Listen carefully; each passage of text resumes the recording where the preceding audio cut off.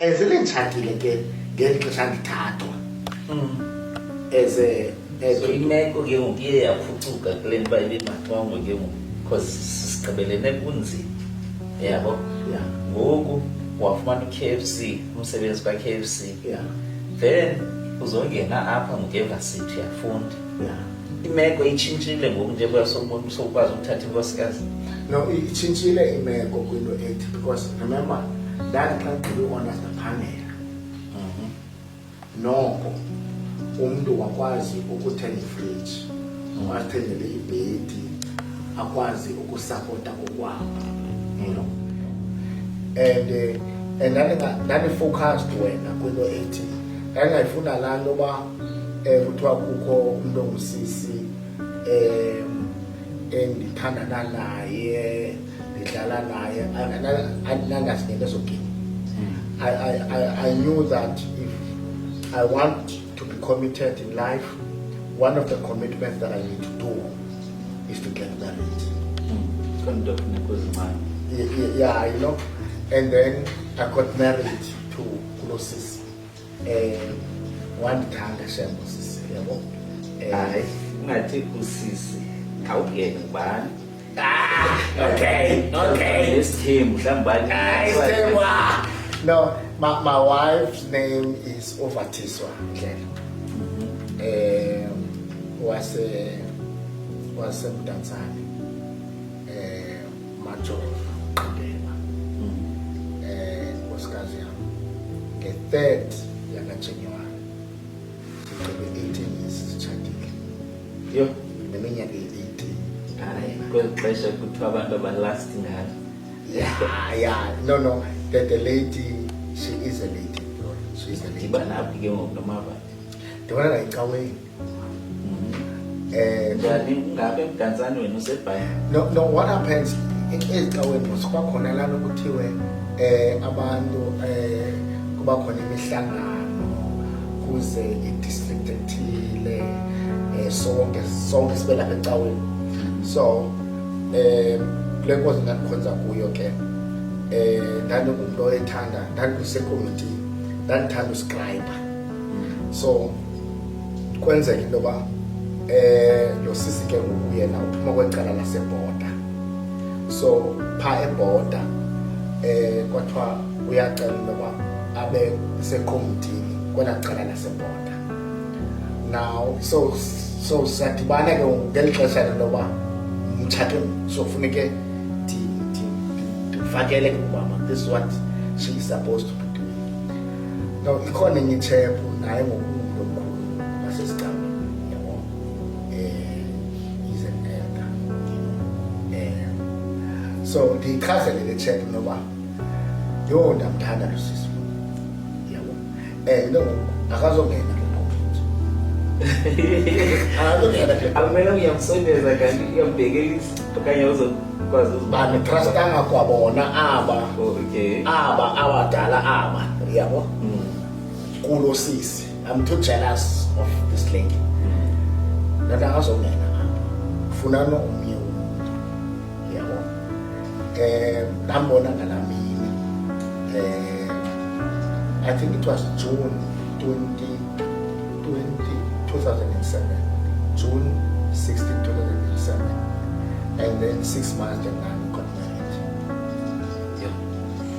Hayi ngiyashesha ziphofu ke xa kudityanwe enkonzweni ecaweni. Yeah, Ayisikhuthaza onto sijonge nesimejo. yeah, Kufanele uba kutshatwe. yeah, Siyayincoma loo nto leyo uba ibe ngumzekelo omhle, ilaste. Kwenzela nomnye othi hayi ndamtshata kanti endisandodibana naye abone uba iyakwazi ukwenzeka. yeah. So it happened to me, and I'm still staying with her. We've got 2 children, boys. Isaiah is the older one, and we're still together. Yabona ndiqaphela la magama ngawasebhayibhileni u-Isaiah lo kunye no-Abel ngawasebhayibhileni, nawe ke nguJoshua, yebo. Bhayibhile leyo. Now ukhona umhlobo wami endihamba naye apha, very critical of that. Very critical of that. But yes, we are coming from that kind of a Christian-centered background. But the lady man Brule, so Yeah. Njengoba esibukele ke ngoku into nombulela ngayo. Khona izinto zikhona uba apha kuwo naphakathi uyazi-appreciate, grateful, but awukhange umntu umxeleleyo. Yebo. So, loo nto ikhumbulayo nje benye onothi kuye ndiyakubulela ngento ethile.